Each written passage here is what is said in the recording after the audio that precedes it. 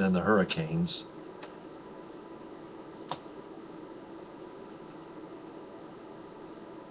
Chat window's being a bitch right now.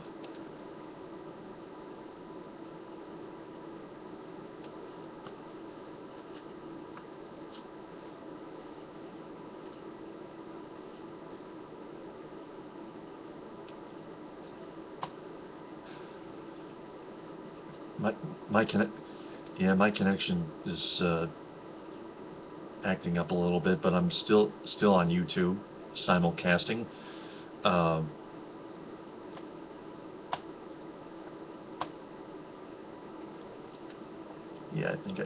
Yeah, I had to turn the Google off. Hangout off. It's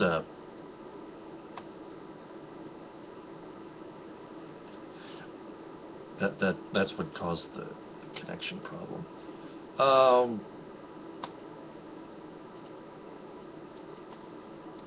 So the Red Wings played the Sabres in Buffalo, and there was no score, and then Buffalo converted on their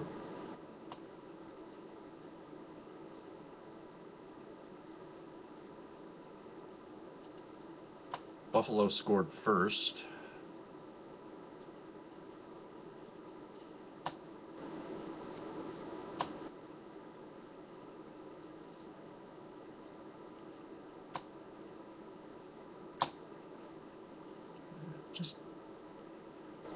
Just dropped it, please.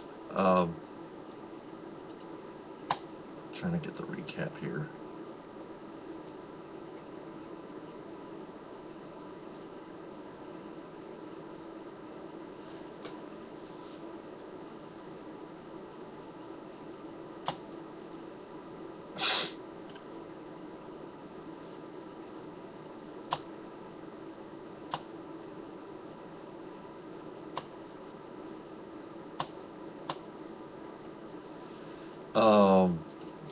But then Brendan Smith tied it late in the second period. Sick of this piece of crap Wi-Fi. I'm going to beat it to death.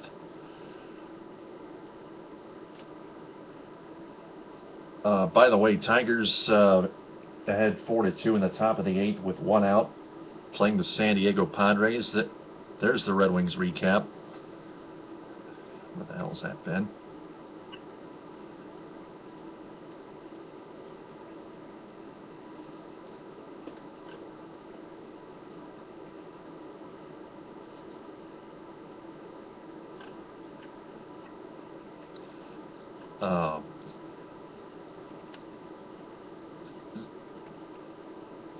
Zemgus Jurgensen's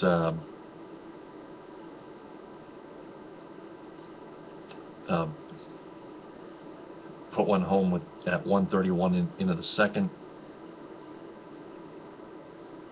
as Castellanos hits a double here. Then at 12:28, Brendan Smith, of all people, went on a 2-on-1 break with Johan Franzen and got the pass from Franzen and wristed one home to tie it up at 1 with 7:32 left in the second period. Then we go to the third period.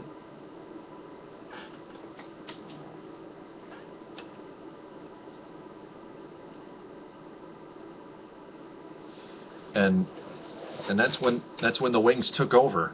Darren Helm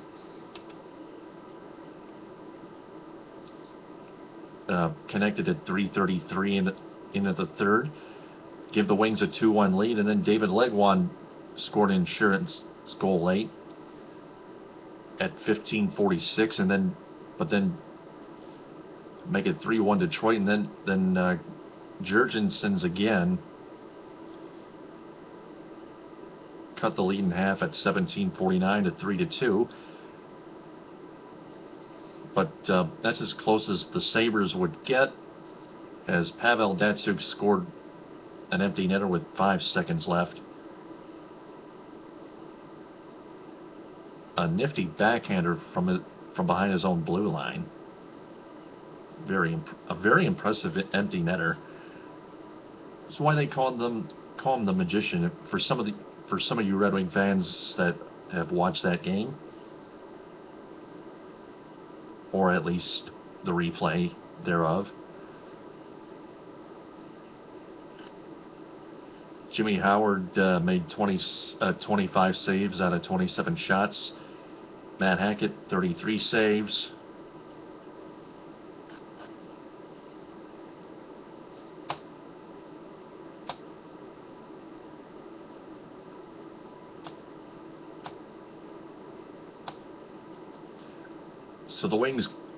So from there, the Wings were 1 point away after getting 2 big ones. On to Pittsburgh they went.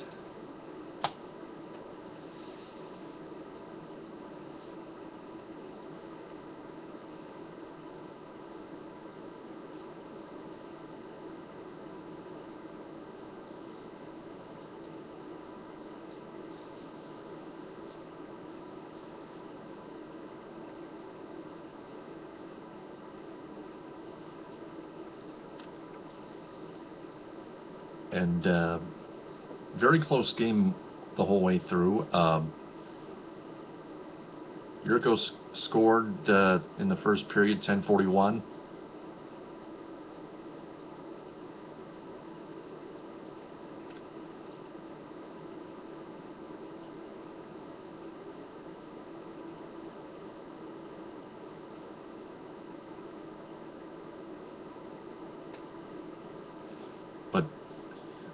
But back came the Penguins at 9:03. James Neal on the power play. Very bad penalty by Luke Glendening.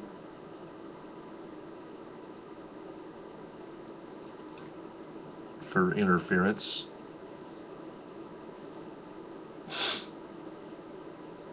But Jakob Kindl put the Wings back up on top at 14:22, 2-1.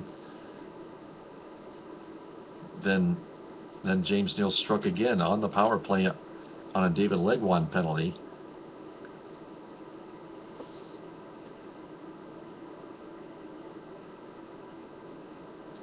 As Castellanos gets tagged out on a challenge. And we were tied at 2 in the second period. The Penguins had the Red Wings beaten in regulation after UC Jokinen put them up 3-2 at 9:17 into the third. But the Wings were on the attack, and they would capitalize with 6 men on the ice and their goaltender on the bench, Jonas Gustafsson. And Riley Sheahan was credited with that goal as he let that one go.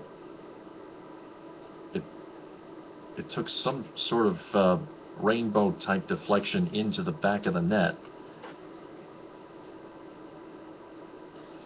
And that would give the Wings the tying goal and the point to clinch their 23rd consecutive playoff berth.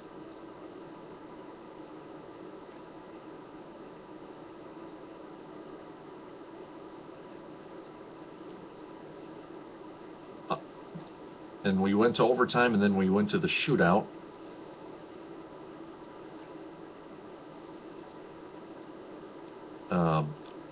Neal missed. Alfredson was stopped. Crosby was barely stopped.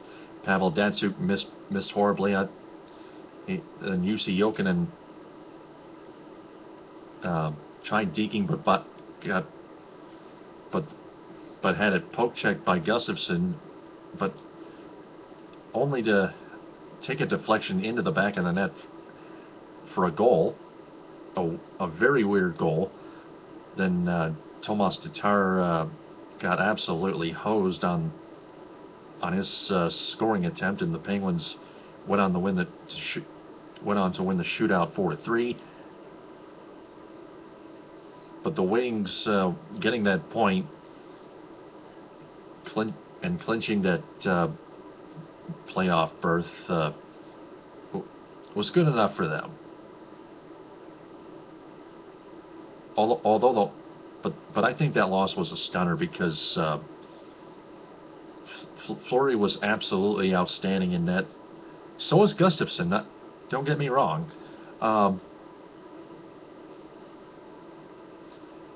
Just one problem with the with that shootout. I think that Mike Babcock, their head coach, should have put Gustav Nyquist in the shootout because I forgot to mention this a couple weeks ago, or maybe at least 1 week ago, but Gustav Nyquist's breakaway goals have been outstanding. They've been killing me.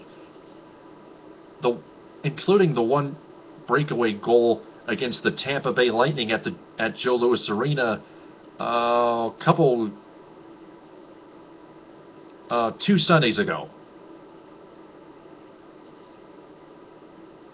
Wings went on and win that one 3-2.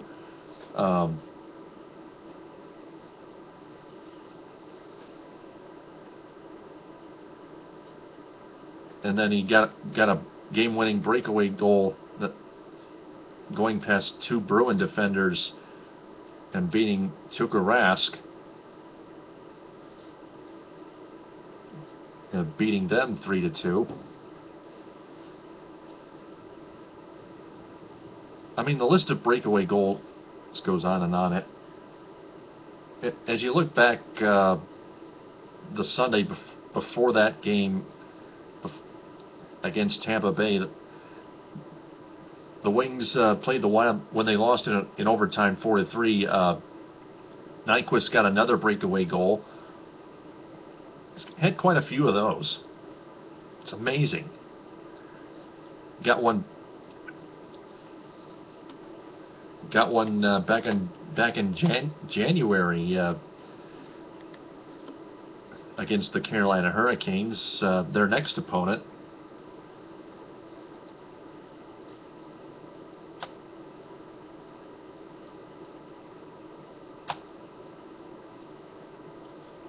And that's just the reason why Mike Babcock and the coaching staff should put Gustav Nyquist in the shootout.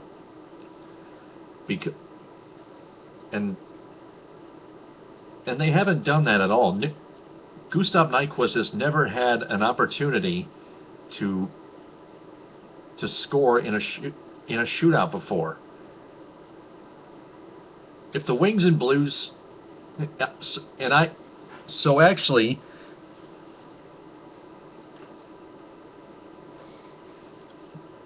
in tomorrow's game, I hope that goes to a shootout, and if it does, Mike Babcock, please put Gustav Nyquist in the shootout.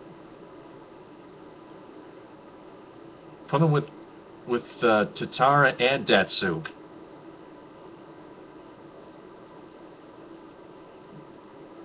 Put Daniel Alfredsson out of the first three shooters, because Alfredsson has struggled as of late, and I think it's time for the young guns to step up in the shootout first.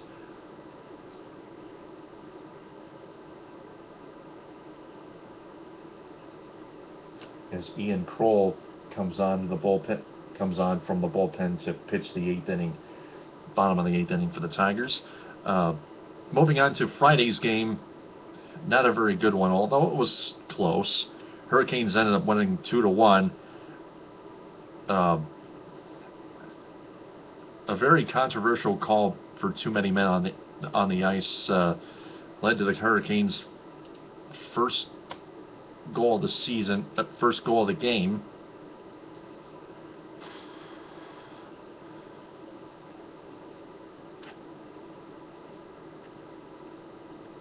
Gustav Nyquist, speaking of which, went on to serve the too many men penalty. And Elias Lindholm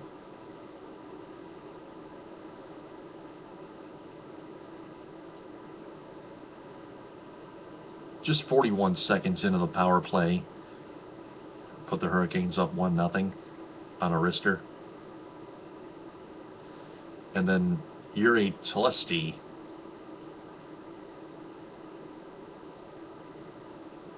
on an on-man rush, put one home at 18-24. That doubled their lead to 2-0.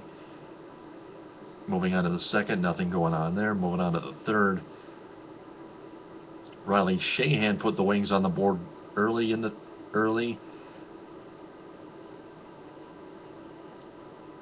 at 3:43, but that was how it would finish as the Hurricanes win 2-1. There was another too many men on the ice penalty against the Wings at 15:24 into the third, and I think that was the one penalty that proved costly.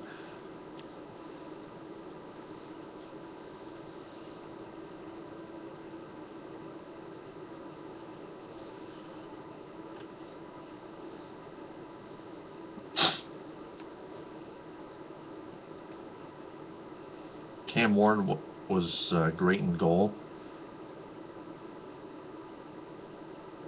And I want to slam the NHL referees for this. First time I've done this on my show.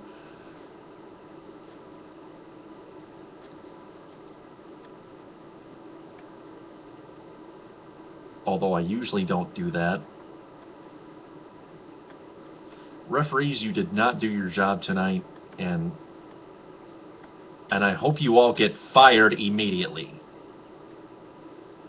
Enough said there.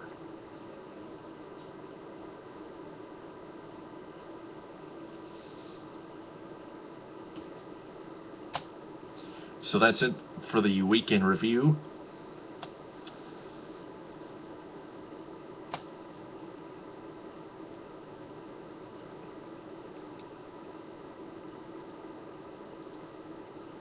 The Red Wings and Blues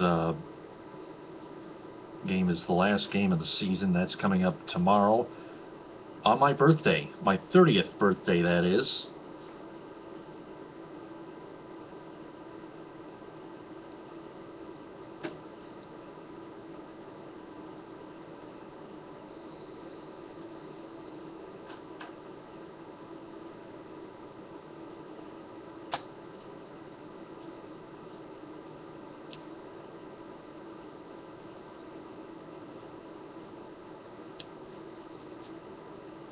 That'll be televised on NBC at 12:30. The St. Louis Blues are in third place right now, tied for second place actually, with the Colorado Avalanche in the Western Conference at 111 points.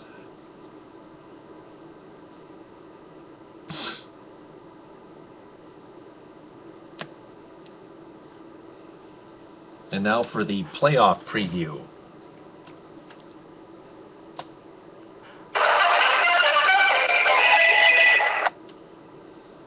The Red Wings will take on the Bruins in the first round of the Stanley Cup Playoffs, the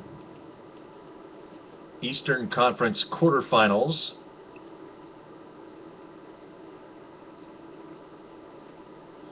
The Red Wings, the Bruins, by the way, just clinched the President's Trophy, and the Blue Jackets, by the way, to top it all off, beat the Panthers in regulation 3-2 in Florida.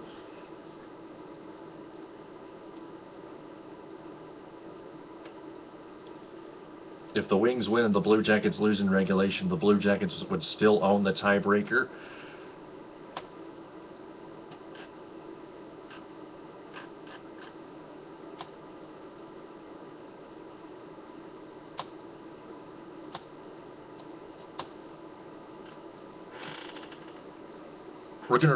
We're gonna review the season series between the Wings and the Bruins.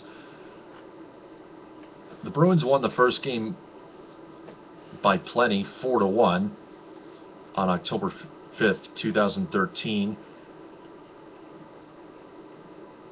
in Boston. They those two met again in the same arena 9 days later,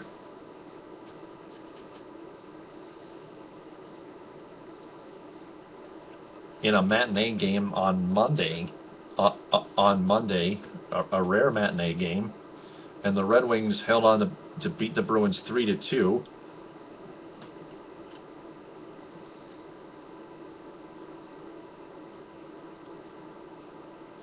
And then on the night before Thanksgiving, on November 27th, the Wings demolished the Bruins 6-1.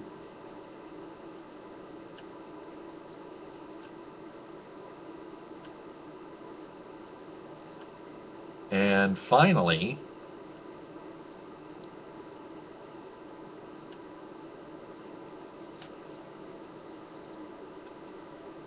on their last meeting of the season series,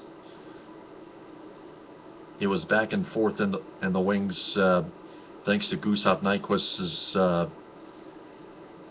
fantastic odd-man rush goal, beat the Bruins again 3-2 in regulation to pick up 2 big points. So the Wings win that season series in points 6-2, and in wins and losses 3-1.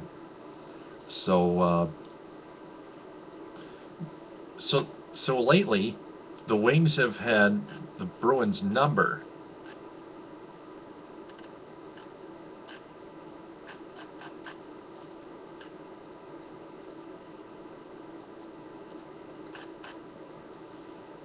And I want to get your thoughts right now with 5 minutes left on the show. 646-478-4837. I picked Wings in 6 in the first round.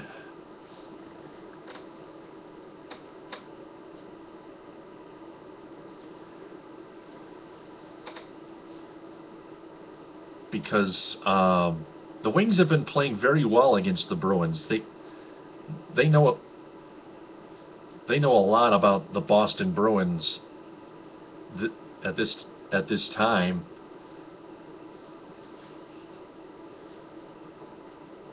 And the Wings and Bruins haven't met in a playoff series since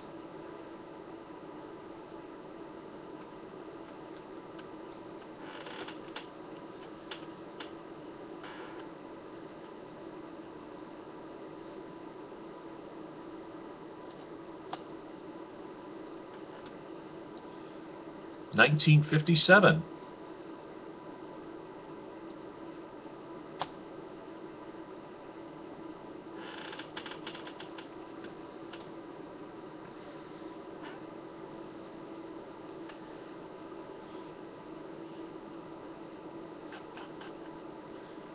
Let me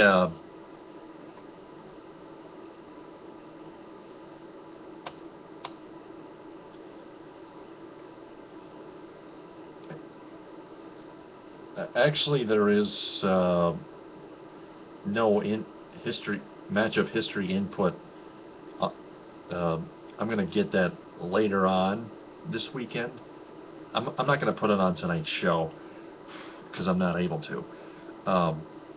But I will tell you that Tatar, Nyquist, and Nyquist has been in the playoffs last year. Has played in the playoffs last year. Tatar and Yurko and Cheyenne and Glendening are going to play in at least one playoff game. Are going to have play their first NHL playoff game in their career.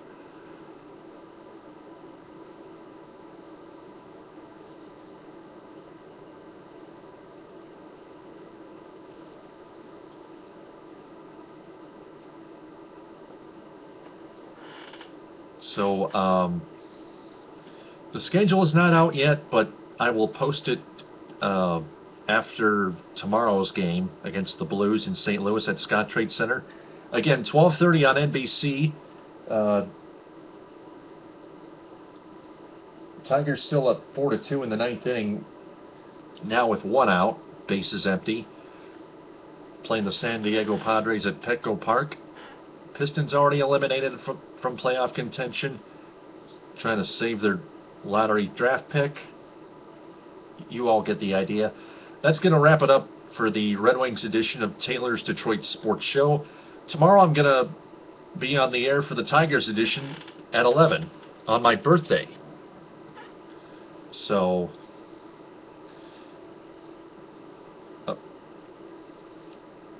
I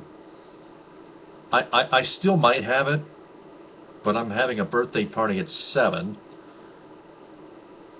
So it's usually not too long, so I'm probably going to have it, and in fact I will. Till then, this is Taylor Phillips saying TTFN, ta-ta for now.